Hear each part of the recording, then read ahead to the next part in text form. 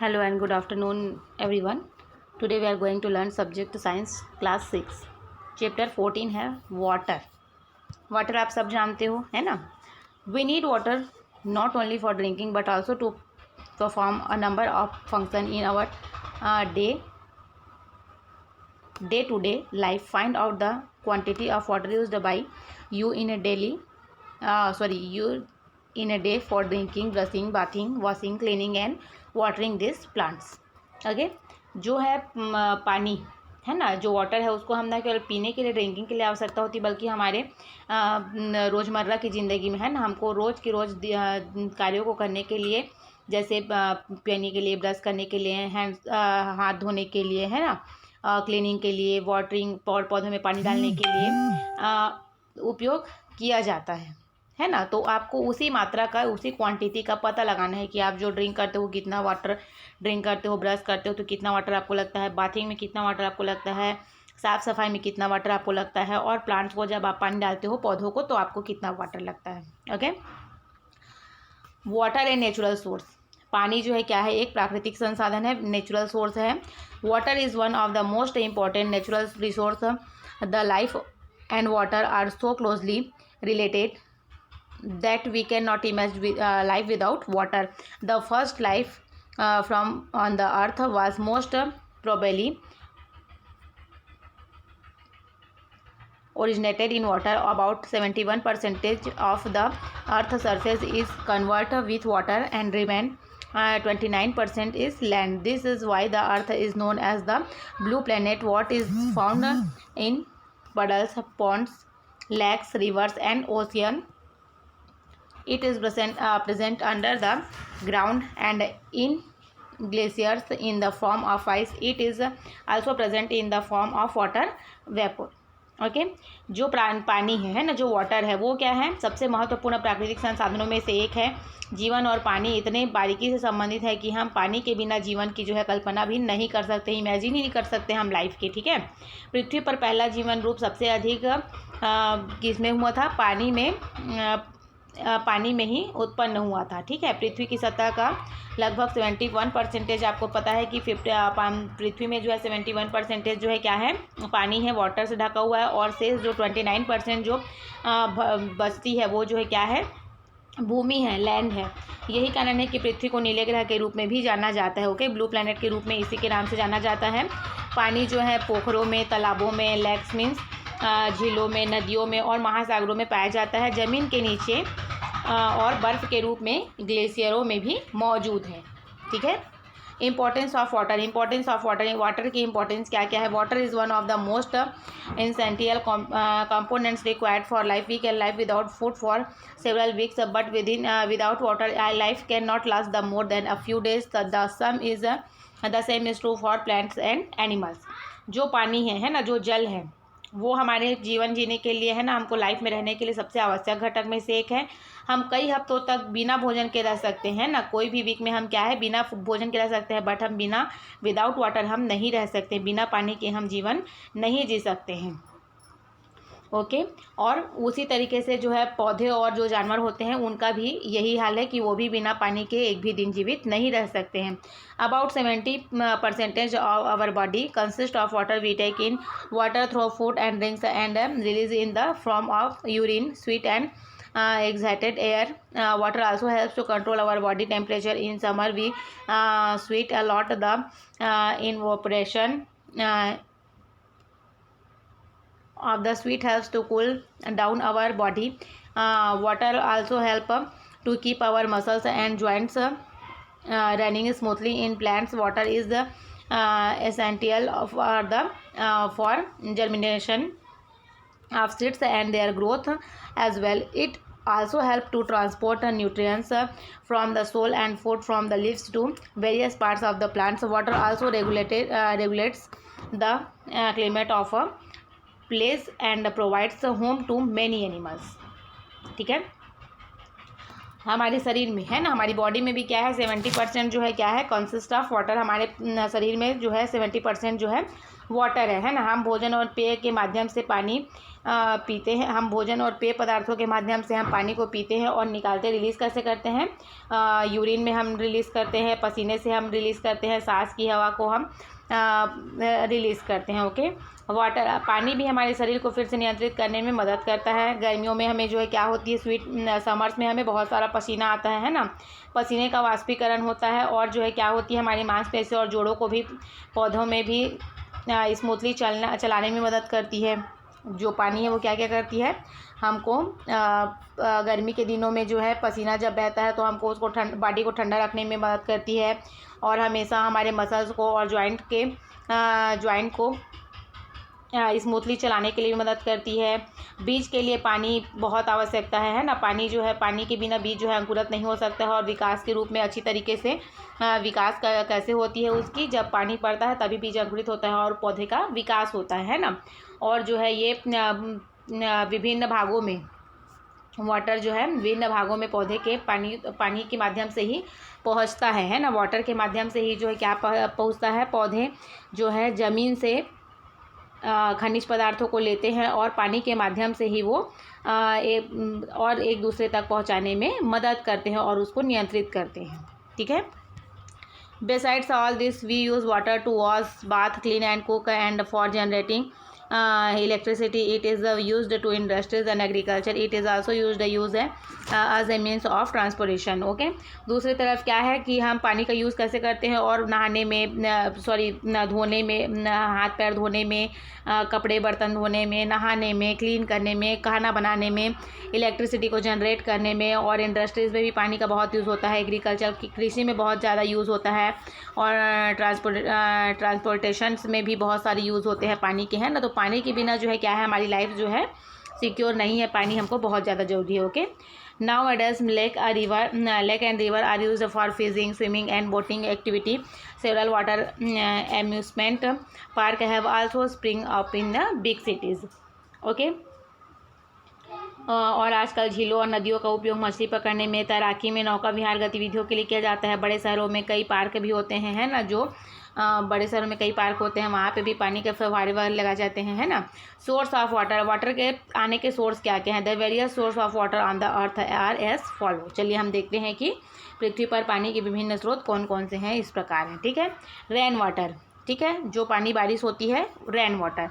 Rain is the major and the purest source of natural water. When the water vapor in the air condenses, we experience rain. It does not contain impurities, but it may contain dust particles and some dissolved gases like carbon dioxide. In some places where the air is polluted, it may react with harmful substance and cause acid rain.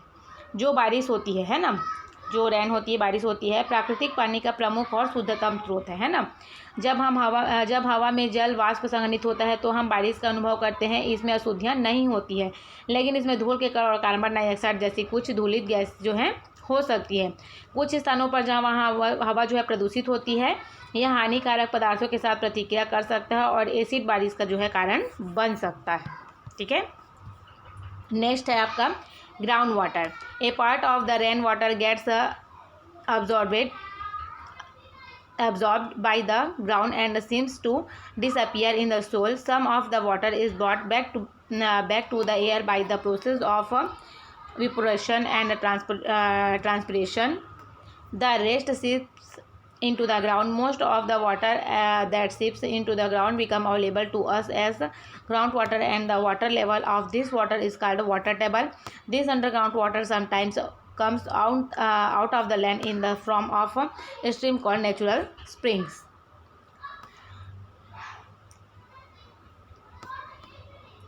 Groundwater can be pumped out through tube wells and hand pumps for our use. This water contains dissolved salt, but is free from suspended impurities. As when this water passes through the soil, these impurities get separated.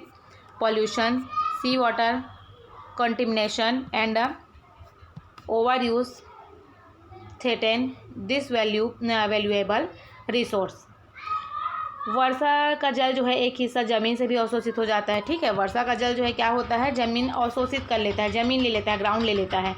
तो क्या होती है, मिट्टी गायब हो जाती है। इस पानी में से कुछ को वाष्पीकरण, वाष्पोत्सर्जन द्वारा हवा में वापस लाया जाता है, बाकी जो है क्या होती है, ज़मीन पे रह जाती है ना। इस पानी का अधिकांश वाला यह अधिकांश जो है पानी भूजल के रूप में हमारे लिए उपलब्ध हो जाता है। और इस पानी के जल स्तर को इसको जो है पानी का जो जल स्तर होता है, लेवल होता है, उसको क्या बोला जाता है, वाटर टेबल कहा जाता है। यह भूमिगत जल उपयोग के लिए यह भूमिगत जल जो है नेचुरल स्प्रिंग है ना, ये जो है नेचुरल स्प्रिंग कहा जाता है। और इसका उपयोग जो है हम कैसे करते हैं, पंप के द्वारा किया जाता है ना। और इसमें क्या है, हैंड पंप लगाते हैं, ट्यूबवेल से हम जो है उस सारे पानी को जो है वो अंदर से जो है बाहर लाते हैं। जो भूमि अवशोषित कर ली रही थी पानी, उसको हम अंदर से बाहर लेके आते हैं। ठीक है, और जो है इस पानी में मिट्टी के माध्यम से अशुद्धियों को भी प्रदूषण जो रहता है, समुद्री जल संदूषण होता है, इसको अति प्रयोग करके जो है मूल्य संसाधन की वैल्यूएबल रिसोर्स है। ओके, यहाँ पे जो ग्राउंड वाटर होती है, ठीक है, उसको हम किस में से निकाल सकते हैं, पंप से निकाल सकते हैं, ट्यूबवेल से निकाल सकते हैं। और ये जो वाटर होती है वो थोड़ी दूषित होती है, इसमें जो है सॉल्ट की मात्रा होती है, बट ये जो है क्या होती है, ये जो वाटर होती है ये थोड़ी सी खारी होती है, बट हम इसको यूज़ कर सकते हैं। ओके, ये इसको संशोधन करने के लिए हम क्या करते हैं, सेपरेट तरीके से हम कुछ इसमें देखते हैं। ये जो है सी वाटर की जैसे लगती है, इसमें समुद्र का पानी जैसे खारा होता है, उसी तरीके से ये जो है हमको लगती है। और इसको हम कुछ डाल के है ना, जो पानी को शुद्ध करता है, ऐसी चीज़ों को डाल के हम इसको यूज़ करते हैं। Surface water body likes river, lake and ponds from a major source of water for us. जो पानी है ना, नदियाँ झील हैं और तालाब है, उसके जो सोर्स होते हैं वो वाटर के जो है सोर्स है। The water we get from this source is called a fresh water और सरफेस वाटर। इसको हम क्या बोलते हैं, ये जो सोर्स है उसको हम फ्रेश वाटर बोलते हैं या सरफेस वाटर बोलते हैं। On the other hands seas and some lakes contain salt water.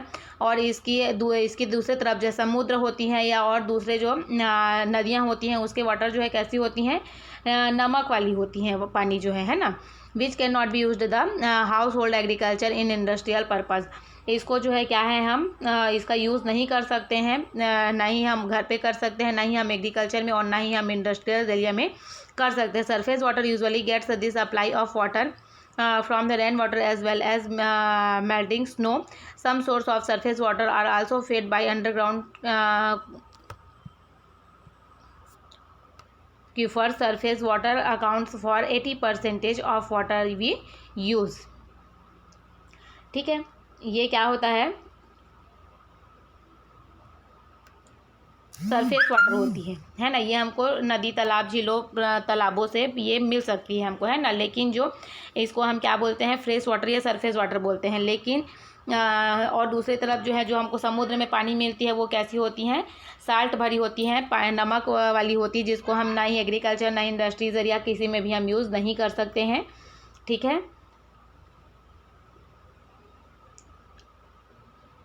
और आमतौर पर सतह के और जो आमतौर होती है ना, आमतौर पर जो क्या करते हैं, कुछ टाइम में सरफेस वाटर होती है वो अंडरग्राउंड वाटर बन जाती है ना।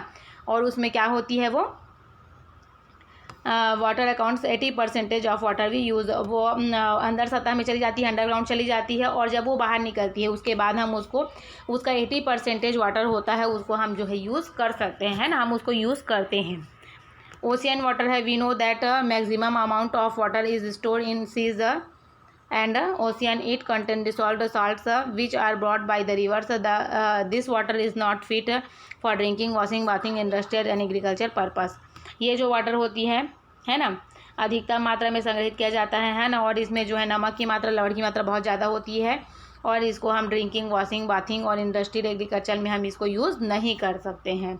फ्रोज़न वाटर होती है, a huge amount of water in the Arctic and the Antarctic ocean exists in the frozen state in high mountain ranges water is percentage in the frozen state as glacier Siachen glacier is the largest glacier in India.